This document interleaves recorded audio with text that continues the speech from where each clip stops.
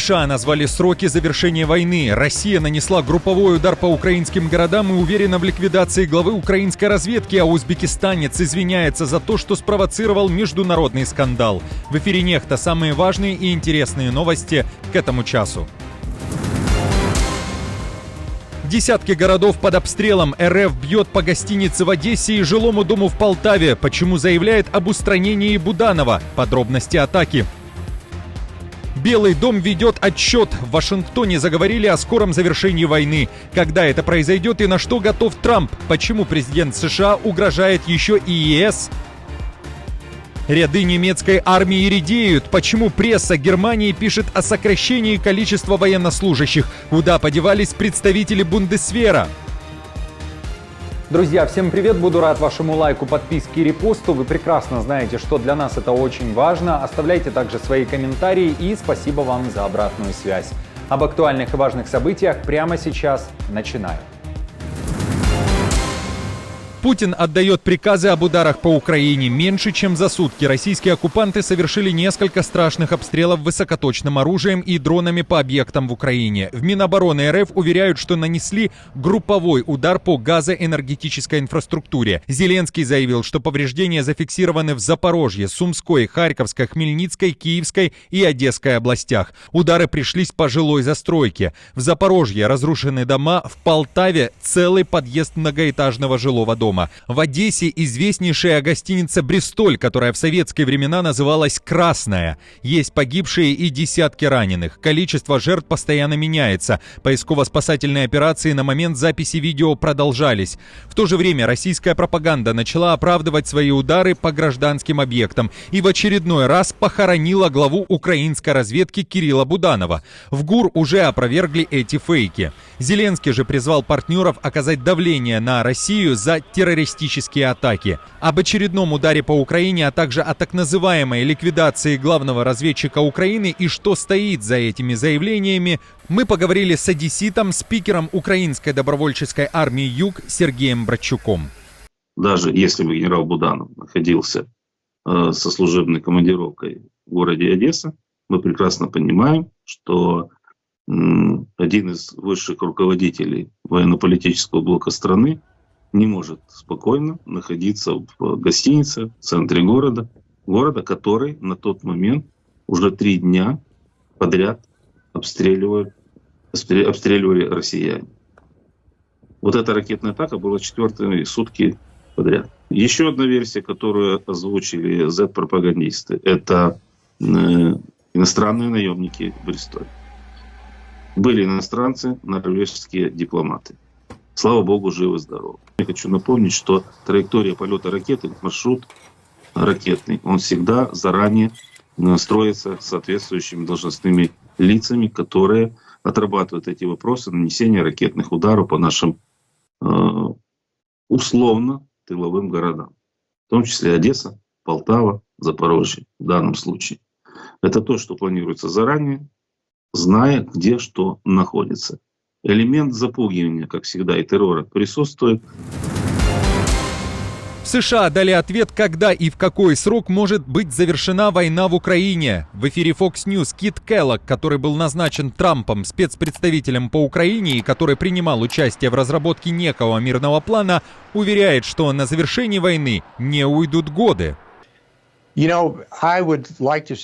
Знаете, я бы хотел сказать, что речь идет о месяцах, но точно не о годах. Я говорю о том, что, как мне кажется, мы могли бы достичь чего-то в краткосрочной перспективе. Что я имею в виду под краткосрочной перспективой, я уже говорил об этом раньше в одной из ваших программ или на одном из каналов Fox. Я бы хотел видеть обратный отсчет со 100 дней назад, чтобы понять, где мы находимся, либо в режиме прекращения огня, либо на пути к постоянному миру. И я считаю, что все это зависит от того, что реально осуществимо. Но это не должно затянуться, как мы видели в Афганистане, где процесс занял 4 года. Это не должно превращаться в долговременный процесс.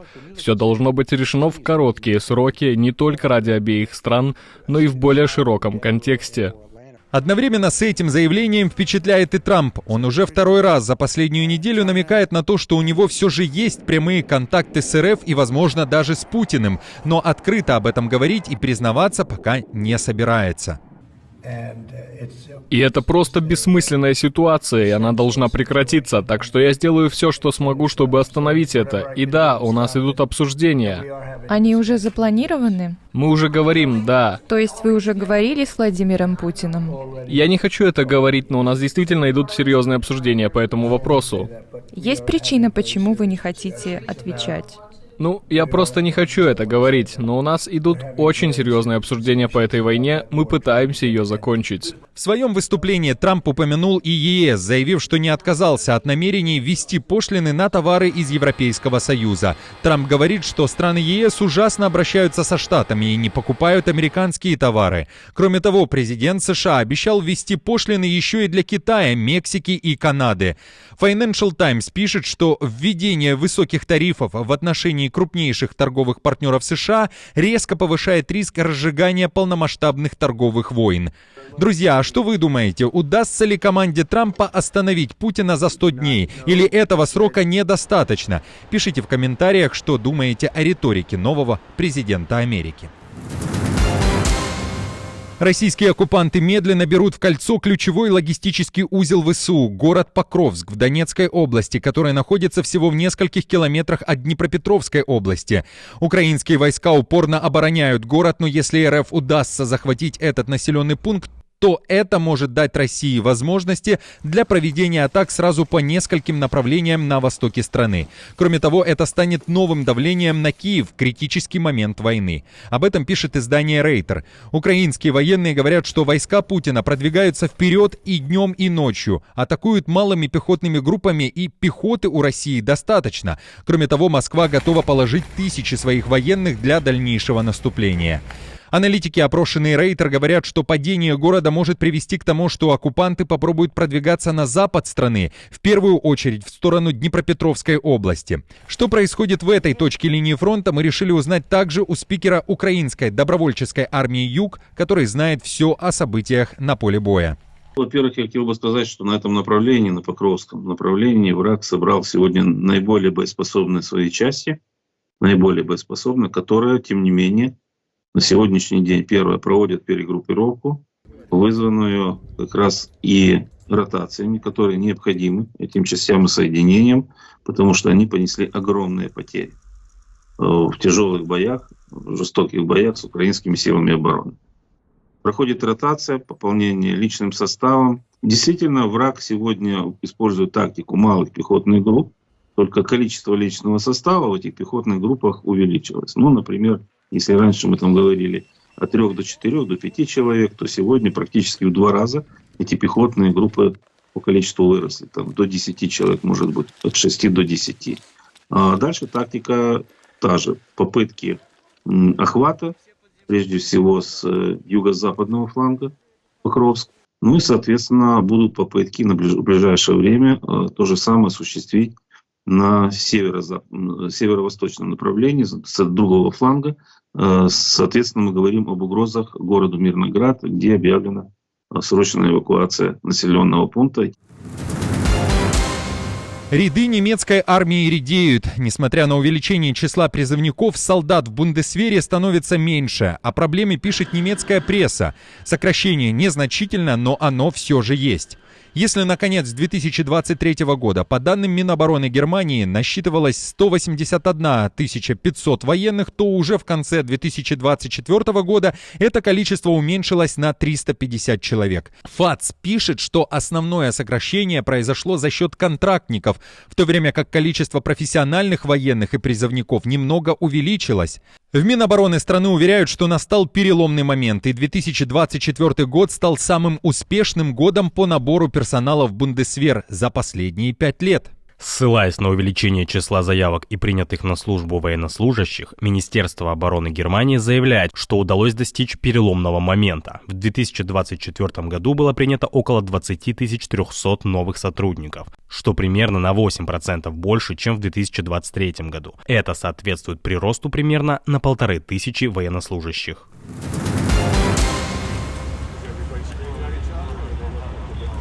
В Вторая авиакатастрофа за неделю в США. На этот раз на жилые дома рухнул самолет медицинской эвакуации. На борту была девочка из Мексики, которую лечили в США от опасного заболевания. Она погибла. Жертвами также считаются еще 5 человек. Это мать ребенка, 2 пилота, врач и фельдшер. Обломки самолета разлетелись на сотни метров в жилом квартале.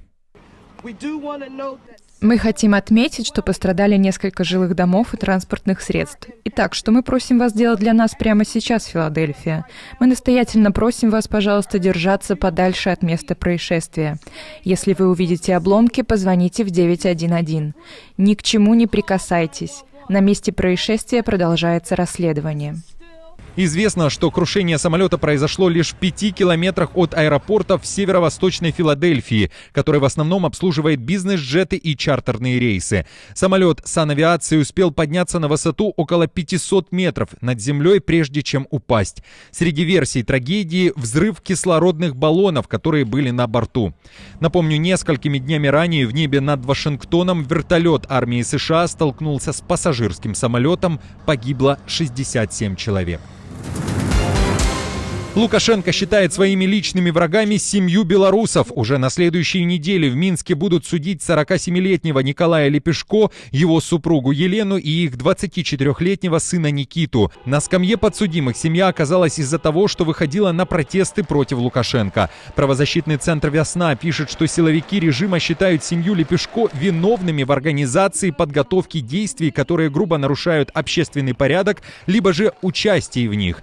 Режим Лукашенко готов отправить всех троих за решетку на срок до 4 лет. Это самое суровое наказание по статье. Процесс начнется в суде Центрального района Минска 3 февраля. Напомню, накануне в Парламентской ассамблее Европы приняли резолюцию о непризнании результатов так называемых выборов в Беларуси. Они не могут быть честными и демократическими из-за диктатуры Лукашенко. Кроме того, в ПАСЕ напомнили, что в Беларуси считаются политзаключенными 1200 граждан республики. О том, кто устроил диверсию против Лукашенко на так называемых выборах и почему чиновница напала на непризнанного политика, смотрите в новом выпуске программы «Пробел». Ссылка есть в описании, либо же можете найти выпуск на канале Нехта.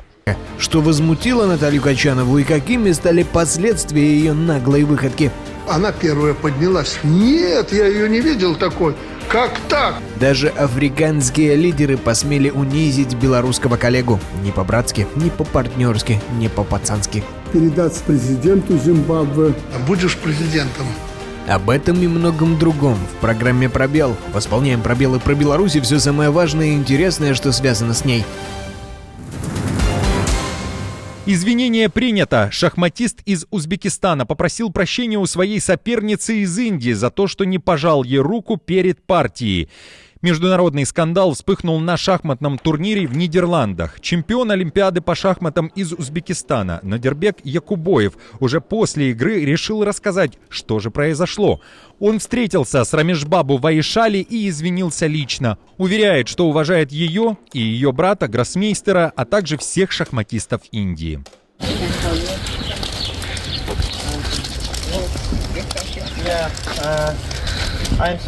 Якубоев не стал жать руку своей сопернице, потому что ислам запрещает ему касаться женщин. Именно так он объяснил свой поступок. Девушка, в свою очередь, говорит, что не обиделась. Она, кстати, получила от игрока из Узбекистана букет цветов и шоколад. Кстати, представители Узбекистана вспомнили, что в прошлом году он подавал руку женщине. На что Якубоев ответил, что пересмотрел свои принципы. Кроме того, узбекистанец заявил, что допустил ошибку, так как изначально не предупредил о своих религиозных убеждениях арбитра встречи и соперницу. Подписчики из Узбекистана, а что вы думаете о поступке парня? Пишите в комментариях. Друзья, на этом все. Не забудьте оставить свой комментарий и лайк. Мы же с командой продолжаем следить за самыми важными новостями. Оперативную информацию от Нехта ищите в телеграм-каналах или на платформе X. Спасибо вам за доверие и то, что остаетесь с нами. До новых встреч и хороших вам новостей.